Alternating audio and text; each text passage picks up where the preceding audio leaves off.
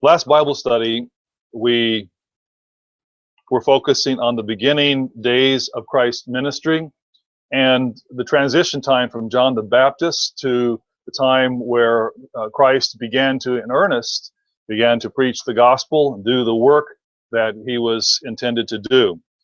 You understand, if you look at the scriptures, we're going to go to John chapter 3. In John chapter 3, we see that there was this area here mentions this transition.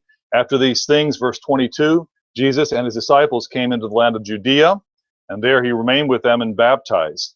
Now, John also was baptizing in Aenon near Salim, because there was much water there, and they came and were baptized, for John had not yet been thrown into prison. So we'd gone through some of this last time. We're going to go down to chapter 4 of John, chapter 4, where we're going to pick up then the account. John chapter 4. Therefore, when the Lord knew that the Pharisees had heard that Jesus made and baptized more disciples than John, though Jesus himself did not baptize but his disciples, he left Judea and departed again to Galilee. But he needed to go through Samaria, so he came to a city of Samaria, which is called Sychar, near the plot of ground that Jacob gave to his son Joseph. What we're going to do is we're going to look at this a little bit more visually. So let's see if we can do this. Okay, hopefully this is going to work for everyone, because I think it always helps to get a bird's eye view of oops, let's see, let's try this again here. Okay, hopefully this is visually apparent to you. This is what we're going to do is we're going to begin here with a view from space, as you can see, and we're going to move from all the way out at the, let's see here, okay, all the way out at a view from space into the land of Palestine. And again, I apologize to those who are on the phone. You're going to have to imagine that what we're doing is we're going from a large view, and we're going to focus, because I think it's helpful to see what exactly we're talking about when Christ left Judea. And as you can see, as you look at the map, he literally had to go through this area, the land of Samaria. The Samaritans, of course, were located between Galilee in the north and Judah in the south. We know that they were a racially mixed society with both Jewish and pagan ancestry. Though they worshiped God as the Jews did in a way, their religion was not the same. They had put together a bit of a piecemeal religion. They actually accepted the first 5 books of the Bible as canon, and in fact they were very strict in some of their beliefs. In some respects, they were more strict than the Jews about different commands of the Jewish law, of the Mosaic law, I should say. Especially Sabbath regulations, for example. In a second, I'll show you a picture of some of the of some of the Samaritans even today. There were actually at a time more than 1 million Samaritans, and in the latter days of the Roman Empire, then there was a particular revolt they were involved in that decimated their numbers, and over time, of course, there have been remnants of the Samaritans, but there has been this antagonism all going back all the way to the time when they were brought as implants, you might say, as the Jews were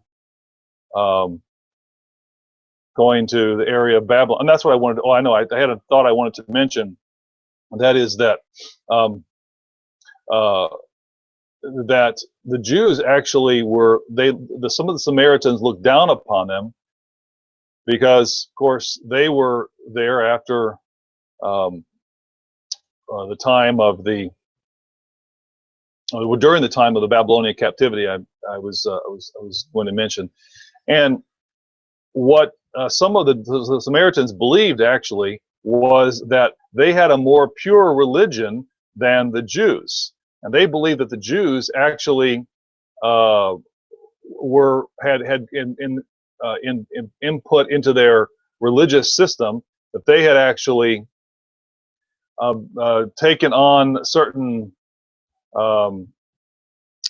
attributes of Babylonian ideas, and so they looked down. Believe it or not, I don't think this is something that most people realize, but they actually looked down upon the Jews for being, let's say, less devout than they were.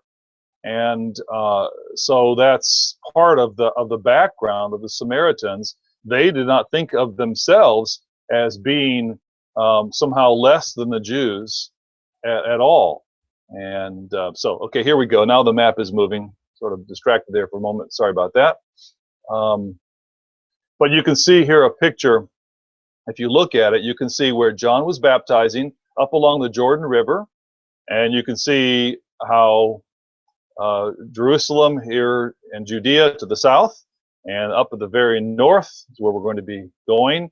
But this area right here was the area that Christ had to pass through. And you can see it's quite mountainous, Mount Gerizim there. You can see that obviously he did not go as the crow flies by the line that I've drawn on there, but it was a quite circuitous route that he would have had to take through some rough country, either go down by the Jordan Valley or around to the west. But this gives you a bird's eye view of what you're looking at here. Hope you're not getting dizzy with looking at back and forth. So you can see a little bit of the topography there. It's a little bit herky-jerky there with the way the map is working, but at least it'll give you an idea. So Sychar is what we're talking about. Now, when it says that he came to a city of Samaria, which is called Sychar, now here you get a bit of a view from sort of a bit of an elevation. When he came to this city, it was known, actually, there had been a long tradition by the time of Christ as this location was the location of Jacob's well. The word actually can be translated even a spring well. There's a little bit of some parameters around it, and it was the long tradition was that it was the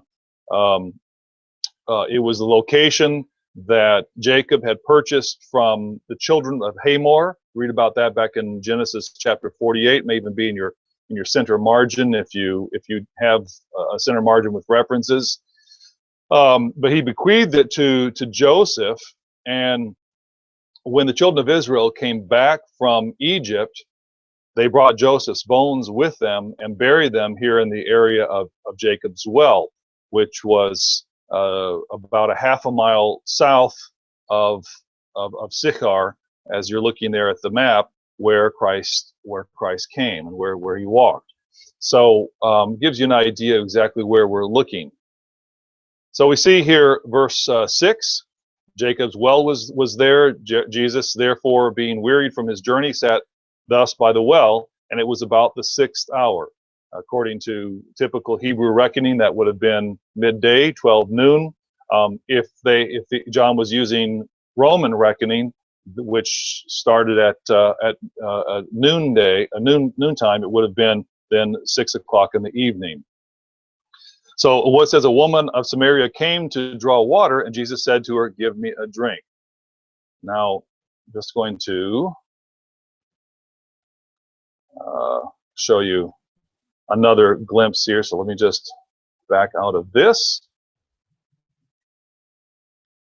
Uh-oh. I don't know if that was viewable or not. If it was not viewable very well, what I'm going to do is I'm going to put a better rendition of it, a little bit of a movie clip. I'll put it in the MyVLE classroom area so you can be able to look at it. I may even try to do a little bit better at framing that out. I'm not too adept at using the mouse to try to get the fly in. It's a little bit tricky. So this is the benefit of using that MyVLE. And I should mention what we're doing here in the evening. Again, I don't know if I mentioned it last week. If I did, I apologize for being redundant. But what we're going to do is this evening session is live. What we're doing right now is live. And even if someone logs in a little bit late, they'll see the live version from start to finish. And what I'll do is later on the evening, I generally will try to clip off some of the ends of it, edit off the ends, the waiting period or what have you, and do a little bit of editing that way to clean it up a bit. And by tomorrow, by a day later, I take it off the YouTube channel completely, and I'll put it in the MyVLE area. And that's because really it's not necessarily a public viewing document, it's live. And so because of that, it's going to be live-ish. Okay. I would like to put in this YouTube channel eventually maybe some shorter clips that will be very specific. I can be able to make sure that they're edited right and everything is just so. And also even the MyVLE, I'd like to, if there's a time when there can be additional information added or some slides or maps or pictures or whatever, try to do that and improve on whatever video goes in for that particular class. But just so you understand, that's why there are no, let's say, Bible study videos on the NELCG channel, is because they're going into the MyVLE classroom area for viewing. That way, it's not necessarily it's just not really a public recording. It's something that's a little more intimate for this evening. So as I mentioned, I'll try to, if I find that map wasn't working well, I'll go ahead and add it to a corrected version. Okay, I was going to show you a picture of the Samaritan and some of their costumes, but I think I'll include that in the classroom later, because it takes a little while technically to get to it. Let's continue here in verse 7. A woman of Samaria then came to draw water. So probably this was noonday, which was actually a little bit unusual. I mentioned this. Women generally came to the well or came to the spring, came to a place to get water, to draw water, either early in the day before it got hot, or late in the day after it was cool already. So we see here in a few verses that this woman, there was something special about this woman that probably caused her to have a certain amount of public shame. And because of that, that was probably the reason why she was there at that time by herself, which was unusual, not with a group of women, and not at the usual times. And that's a little bit of a background on that. Now, we see something very unusual happen, because Christ actually spoke to her, says Jesus said to her, "Give me a drink." For his disciples had gone away into the city to buy food. So as I showed you on the map, I won't flip back to it at this point, but I showed you on the map, this location of the well was a little bit out of the city.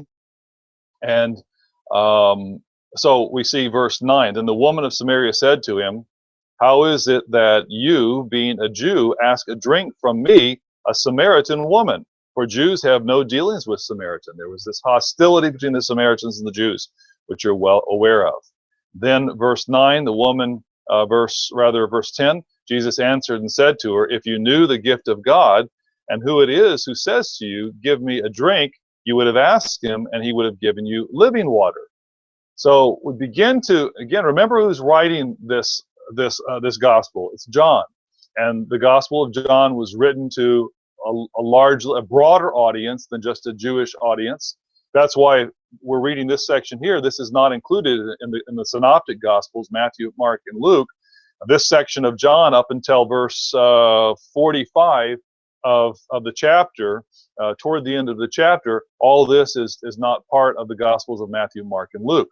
But it was important for John to include this because of his broader audience, largely Gentile audience, and let's say a note, a reminder, a reiteration of Christ's mission to not only to the Jews, but his work to make it clear that he was on this earth as a sacrifice for all peoples, not just the Jewish people, not just the Israelitish people, but all peoples. And so this is why this theme of his concern and his placing of importance upon Gentiles, Samaritans, others as well as Jews continually crops up in the Gospel of John. Now, the other thing to note is that not only was it unusual for her to be there at that time, but it was unusual for a man to speak to a woman in this type of scenario, particularly one who was a teacher, someone who was an important person. In this case, we see the other disciples called him Rabbi, verse 31.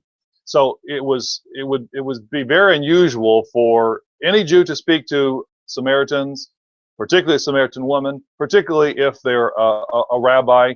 And we see even later the account of the Good Samaritan, how the rabbi hurried along his way without even acknowledging the person who was hurt. In comparison to the Samaritan, there's a certain recognition of the rabbi's status and how he was one who was considered to be important, in this case too important to help the man. So back to the story. So he says he gives this introductory statement that there is more to this than meets the eye. There's more to me and what I have to offer than meets the eye. And verse 17, the woman said of him, "Sir, you have nothing to draw with, and the well is deep. Where then do you get that living water?" So here she was able to offer him water, but he had something greater, and he's using this as a means to teach the woman. As we see later on in the chapter, actually she passed on what she had seen and what she had heard, and others began to follow Christ as a result. But continuing verse 12, "Are you greater than our father Jacob, who gave us the well and drank from it himself, as well as his sons and his livestock?" If you look at the history of the Samaritans, you see that there are certain lines that came from different Israelitish tribes, particularly of the tribes of Joseph. It was the tradition, the belief was that the Ephraim Manasseh provided of course, again, after the Israelites were taken out of the land, Samaritans inhabited this area. That some of the descendants of Joseph were part of the stock of what became the Samaritans. He says in verse 13 then, verse 13, Jesus answered and said to her, "Whoever drinks of this water will thirst again, but whoever drinks of the water that I shall give him will never thirst. The water that I shall give him will become in him a fountain of water springing up into everlasting life."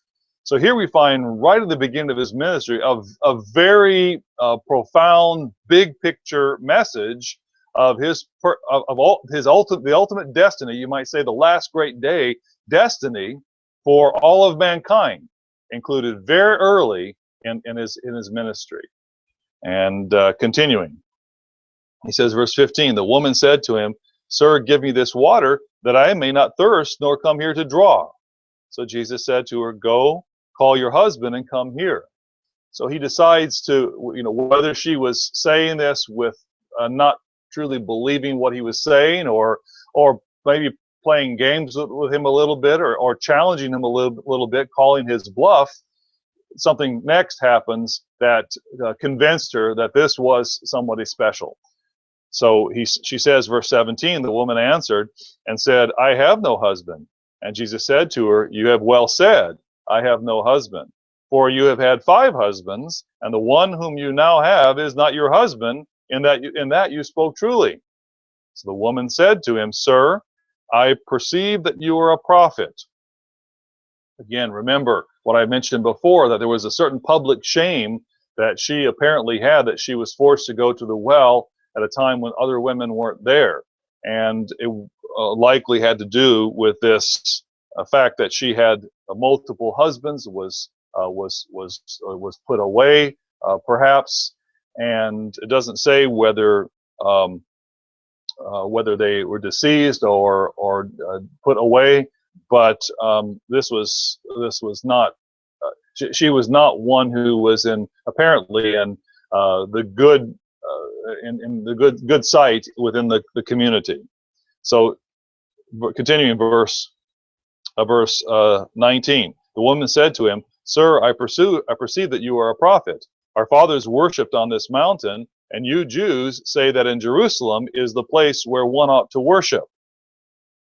Again, remember, she considered herself, the Samaritans considered themselves on par, certainly, with the people of Judah, and not inferior. You Jews, you are, again, as I said, you are. The impression was, at least to some, when you read about how the Samaritans wrote and treated and thought of the Jews, they thought of the Jews as being somewhat corrupted by the Babylonian experience. So he says, verse 21, Jesus said to her, "Woman, believe me, the hour is coming when you will neither on this mountain nor in Jerusalem worship the Father." So again, a clear precursor to this big picture message of Christ, that it wasn't just about Jerusalem. It wasn't just about even the temple at Jerusalem. It was about a much bigger picture than that. And of course, we see that the Jews had a certain, you might say, superstitious view of the temple and Jerusalem, and so he was pushing her to see a bigger picture than that. And so, verse 22, he says, "You worship what you do not know. We know what we worship, for salvation is of the Jews." He acknowledges that there's a role for the Jews, so don't denigrate them. They have a role to play. But the hour is coming, and now is, when the true worshipers will worship the Father in spirit and in truth, for the Father is seeking such to worship him. One of the many statements in John that define a difference between the Father and the Son. Not some sort of hypostasis where there are three in one, different faces of the same being, the Trinitarian doctrine, but in contrast, John illustrates again and again and again Christ's teaching that there is the Father and there is the Son, the Logos, the one who came to reveal the Father. And here we see that mentioned there. God is spirit, and those who worship him must worship in spirit and in truth. He said, verse 25, the woman said to him, "I know that Messiah is coming, who is called Christ."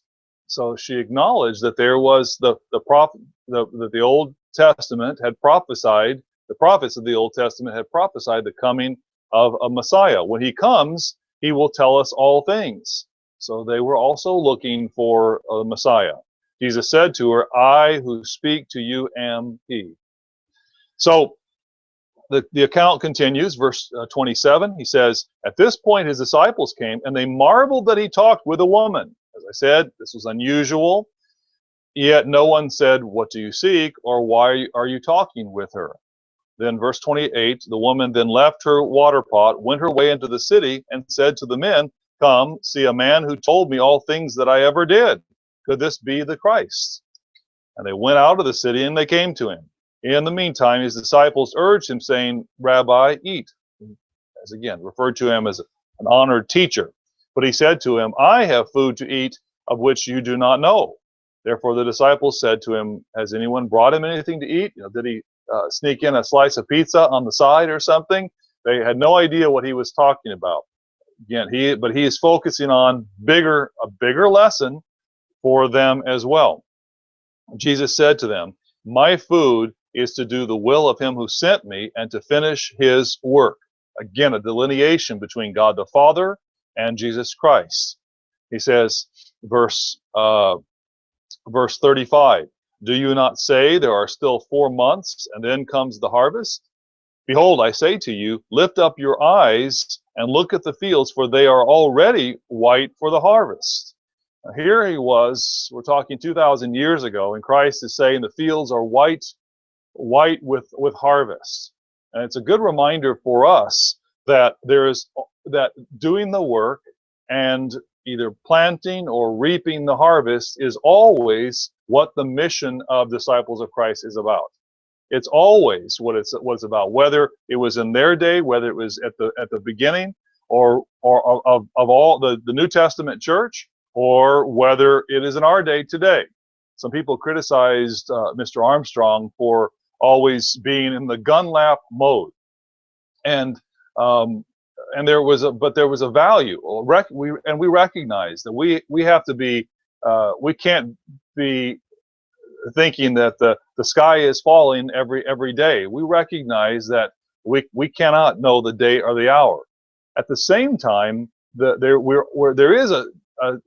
should understand that the urgency is always there. First of all, for any one of us, any day could be our last. We don't know what accident may befall us, or illness may befall us, or what. So we always have to treat the work of God and our part in God's work as being important and a priority every single day. So that's certainly important for us.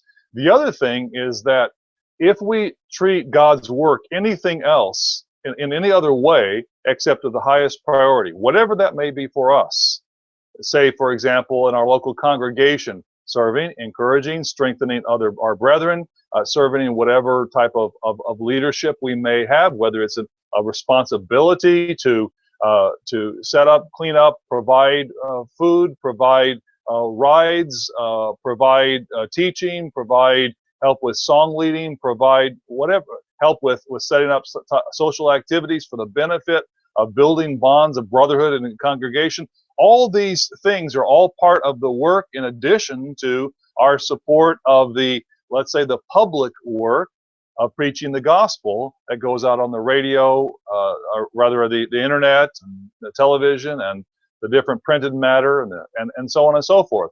But it's all part of the mission, the responsibility of doing God's work on the earth. And so it's always important. If we ever take it in a way that is not, I'm going to use the word loosely, but is less than urgent, what does that mean? That means we're putting it on the back burner until tomorrow, till the next day. So therefore we say, well, I'm not going to go to Sabbath services this week. I'm not going to go to that activity, that group activity, that congregational activity, because I don't need, what's it going to do for me? You know, who knows, that sermon or that sermonette that's going to be given, I may not learn anything. There may not be anything new from what I already know. So why should I even go? That's the mentality that we can have, because, hey, you know what? We'll wait till next week. Maybe there'll be something more interesting next week. But we don't know whether the word that we say will encourage someone who needs that encouragement. We don't know whether we'll receive some sort of a word of encouragement from someone, an encouraging comment or conversation that will help us, or vice versa, that we can strengthen somebody else with. We don't know that if we don't show up, if we're not involved, what happens is it erodes the fabric, erodes the morale of the group, of the body. We understand, Paul uses the analogy of the body as being all different parts that all work together. And if a part is not working, what happens? It atrophies and it dies. If it's not receiving blood, if it's not connected to the whole, it dies. It cannot exist. Any part of our body cannot exist for long without being connected to the body.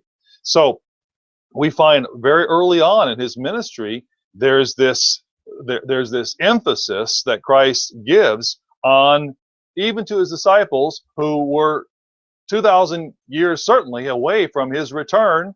He talks about it being a time of harvest where they need to focus on the harvest and look around and look with expectation upon the world around them. Verse 36. And then he adds another note here in terms of how that works. Verse 36, he who reaps receives wages and gathers fruit for eternal life, that both he who sows and he who reaps may rejoice together. For in this saying, for this the saying is true, one sows and another reaps. I sent you to reap that for which you have not labored. Others have labored, and you have entered into their labors.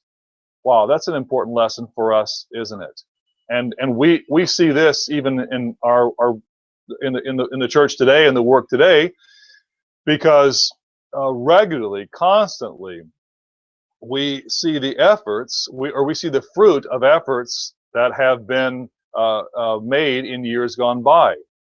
We might say, well, it's the efforts of Mr. Armstrong, because someone says, well, I used to watch Mr. Armstrong on TV or listen to him on the radio years ago, and now I really want to get with the program, and so I want to start coming to church, and I saw that you're teaching the same things, etc. That's the story that I hear again and again and again, when I'm sure you do as well. But brethren, that was not just Mr. Armstrong. How did they hear that program? It was because of the dedication of whoever it was, names that are unknown to us, only 40 or 50 years ago, perhaps, or 30 years ago, or 60 years ago. But it wasn't just Mr. Armstrong. He was not acting by himself. How did he provide those radio programs, TV programs, etc.? Well, it was through faithful brethren that were involved in not just giving money, certainly tithing faithfully and giving offerings faithfully, but providing the whole infrastructure of the church. That's what they were doing. Some people feel like, well, it's not necessary to, again, whether it's a tithe, you can just give an offering, whatever you feel like, not necessary to be at services or be part of church activities. Again, they sort of pick and choose what they feel is interesting to them. If that's the way that so many years ago had acted towards the church, then how would that message have been preached? And how would the infrastructure have been built within the church that today we are reaping the fruit of? And likewise, today, this is why we do what we do. We cannot measure the harvest by what happens tomorrow or next week or next month or even next year. Whether it's the example that we give to those around us, whether it's the explanation of the truth, if we're asked, if we have an opportunity to explain what God's Word says about any given topics, if a door is opened, or whether it's a program or an internet study or whatever it might be, whatever the impact is today. Sometimes we have Tomorrow's World presentations, and the following week we might see nobody from the presentation comes back for a Sabbath service. Other times we see a handful, a number, and we can say, oh, it was unsuccessful because nobody started coming to church the next week, and and was the most exuberant singer. Okay, no, that's not the measure. That's not the measure. We sow. Can you imagine if we use that same principle with growing tomatoes? So went out very carefully, put the seed in the ground, and then we came out the next day. Where are the tomatoes? How discouraged we would be. And if we use that principle even in other ways, for example, when we sow, there are some plants in our gardens. Some years we try to grow a particular crop. This last year it was green beans. I don't know about you, but we had a really bad green bean year. We sowed lots of green beans, but for whatever reason, and you try to theorize, what was it? Was it the seeds needed to be maybe sometimes if you soak them a little bit longer or soak them at all versus not, they'll sprout better, or maybe it was too dry early on, or maybe something in the soil, or maybe, who knows, maybe birds went along and picked up all the seeds. You try to think of reasons, but sometimes you don't have a very good crop. Does that mean that you stop sowing the seeds?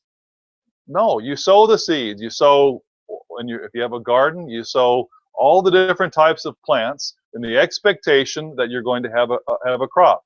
and you don't expect it to happen the next day. And sometimes it doesn't even happen very well that year. But you know what? You just go ahead and plant again next year. You plant, trees are a good example of that. You plant trees for certain trees anyway. You plant trees for your children. You plant trees for years to come. And we planted dwarf fruit trees, and so you can get a crop in a matter of a very few years. But standard fruit trees, for example, you plant for years to come, not for next year, certainly. So I hope you'll think about this, how early in his ministry Christ was emphasizing the fact that the job that we have to do is a job that is long term, it's consistent, it's for the long haul. We can say that we love the work, and we can say that we're really into the work. That's great. Say that. But say it again next year, 5 years, 10 years, 15, 20, 30. We have to just keep not just saying, but we have to simply, by our actions, we have to live that as a reality. And we also have to appreciate what others have done. I sent you, verse 38, to reap that for which you have not labored. We need to appreciate the tradition and the legacy that has been left to us by so many people that we'll never know from years gone by. Pastors, brethren, people who throughout the church have provided the legacy that we should honor and we should think about, just like we read in Hebrews of the story, the account of the faithful through the centuries. We can sometimes forget that there were faithful people, even though we saw the demise of so many people. There were many faithful people, and we can thank God for that. So we see verse 39. Many of the Samaritans of that city believed in him because of the word of the woman who testified. He told me all that I ever did, she said. And so this miracle of him knowing what she was about, what her life was about, was very impressive. Verse 40. So when the Samaritans had come to him, they urged him to stay with them, and he stayed there 2 days. So even the Samaritans in this case were impressed, and again, and apparently being called, many of them to an understanding. Verse 41, and many more believed because of his own word. You can imagine how this affected his disciples. This was a very important lesson very early on about what Christ was about and the way he approached things. Verse 42, then they said to the woman, now we believe, not because of what you said, for we ourselves have heard him, and we know that this is indeed the Christ, the Savior of the world. The Savior of the world. See how John emphasizes that understanding that he was the Savior not just of the Jews, but he was the Savior of the world. I want to add one more thought, and we'll actually, I think we'll conclude with verse 45 here at this point before we continue with the next segment. But I think there's also a thought built into this section, verse 39 through 42. You see how Christ treated the Samaritans, and it was a lesson for his disciples. I think there's a lesson for us today in how we treat people in the church that we might consider to be less than the most impressive people in the world.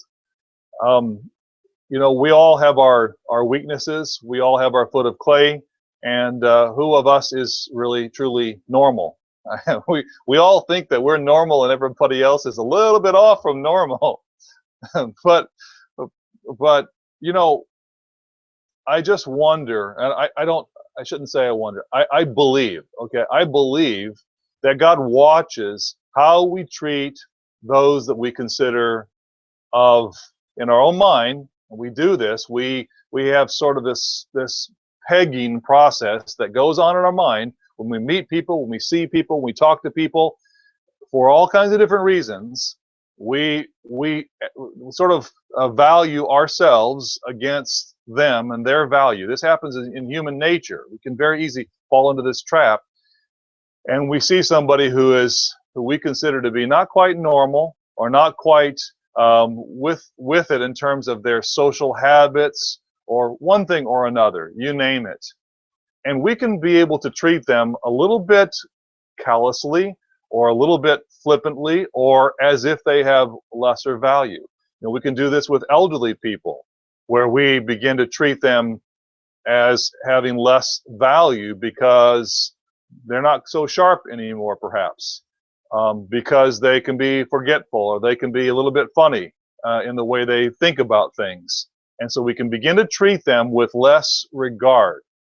Now, I'm not talking about somebody who might within the congregation be actually be dangerous or be harass people or something. That type of person we need to, if that's the way they are, comes a time we have to actually remove them from the congregation so they not be harm anyone in the congregation and so on. So that's not what I'm talking about. But we're all very different. And how do we treat the person in the congregation that we consider to be the least? The one who can't do anything for us.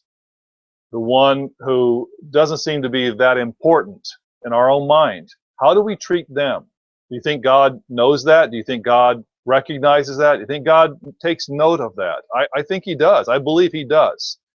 Because that reflects us, that reflects our heart and our mind and how we think of other people.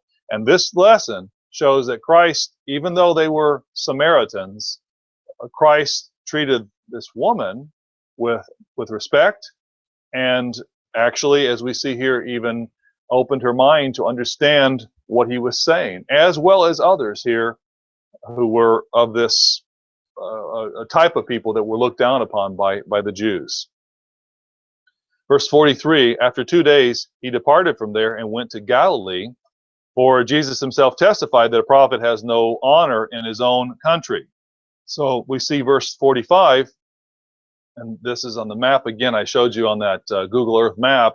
You can see how from the area where He was in the middle that I pointed out, then He went on up to Galilee. He had to pass through the region of Samaria to get to Galilee.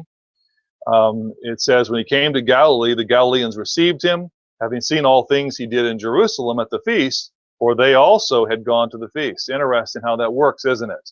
Before they had not regarded Him very highly. Suddenly they were very impressed. And isn't that the way people are? Well, we'll leave it there. Pick up next week. Thanks very much for your attention this evening and your patience. And stay warm. Enjoy the rest of the week. We'll see many of you this upcoming Sabbath. Looking forward to being actually in Cranford. It's a 5th Sabbath on our schedule for us. It's an opportunity to go to a place that's not necessarily on the schedule. So we're looking forward to having the opportunity to visit with our brethren in Cranford, New Jersey here this upcoming Sabbath. Have a good evening. Stay warm. Good night. We'll see you next week.